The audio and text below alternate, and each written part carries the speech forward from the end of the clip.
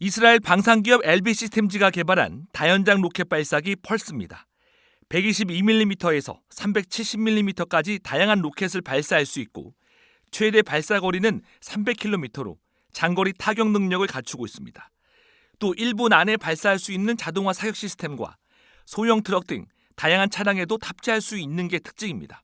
간단하게 말하자면 원래는 다연장 로켓은 포병 화력 중에 제일 무식한데 힘은 센, 좀 그런 경우였어요. 왜냐면 정말 명중률이 낮은 로켓탄을 한꺼번에 뭐 수백 발 이렇게 쏴 부어가지고 넓은 면적을 제압하는, 물론 이것도 처음에는 무유도 무기였으나 기존의 로켓에 비해서는 어떤 그 정밀도와 사거리를 많이 개선을 하고 많은 자탄을 넣어가지고 그걸로 광역 제압을 한다, 이런 식으로 좀 개념이 바뀝니다. 또 이제 시간이 지나면서 이 GPS가 이제 상용화가 되고 보급이 되면서 개념이 또 한 차례 진화가 돼요. 일종의 정밀 유도 로켓이 되는 거죠.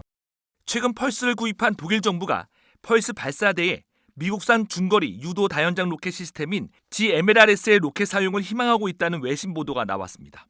펄스는 현재 독일을 비롯해 네덜란드와 덴마크가 운용 중인데 여기에 미국이 연간 10,000개 이상 생산하는 GMLRS 로켓을 사용할 경우 나토 공식 무기가 될 가능성이 높습니다. 하지만 GMLRS는 현재 미국 로키드 마틴이 개발한 다연장 로켓 시스템 하이마스와 M270A1과 같은 미국산 로켓 시스템에만 사용할 수 있고 다른 나라 무기에 사용하려면 미국의 승인을 받아야 합니다.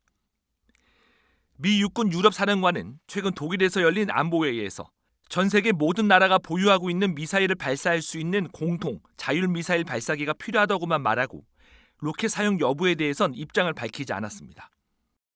결국은 가야 될 목적이 연합작전과 나토 표준화라면은 어떤 이런 다양한 탄을 같이 쓸 수 있는 이제 런처로 점점 변모되지 않을까 싶은 거죠.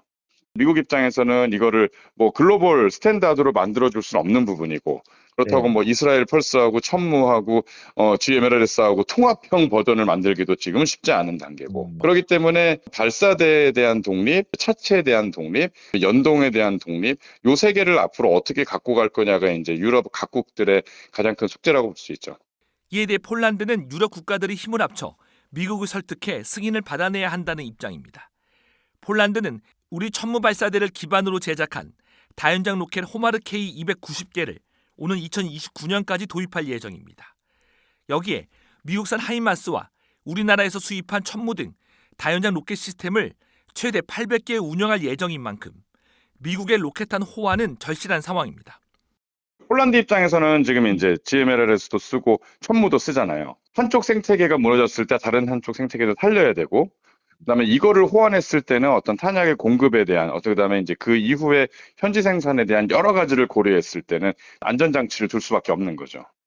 호마르 K에 탑재된 천무 발사대 크기가 미국의 하이마스나 다른 다연장 로켓 시스템과 유사한 만큼 미국의 로켓탄도 충분히 발사할 수 있는 구조입니다. 또 폴란드 WB 그룹과 우리 방산기업이 합작 회사를 설립해 생산할 CGR-80 로켓도 하이마스와 통합해 사용할 수 있는 만큼 호환 가능성은 충분합니다.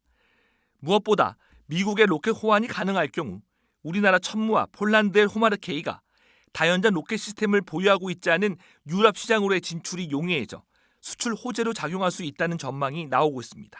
호환하게 된다면은 결국은 이건 정말 우리 입장에선 정말 글로벌 경쟁력엔 최고예요. 왜냐하면 탄을 같이 호환할 수 있고 이걸 나토에도 적용할 수 있고 유럽 전체 나토 전체 시장을 같이 갈 수가 있는 거죠. 천무 체계하고 이제 GMLRS 체계하고 합쳐진다면은 탄에 대한 군수 지원, 그다음에 그다음에 향후에 이제 후속 지원, 어떤 이런 거에 대한 꾸준한 지속 성장이 같이 시장이 열린다고 봐야죠.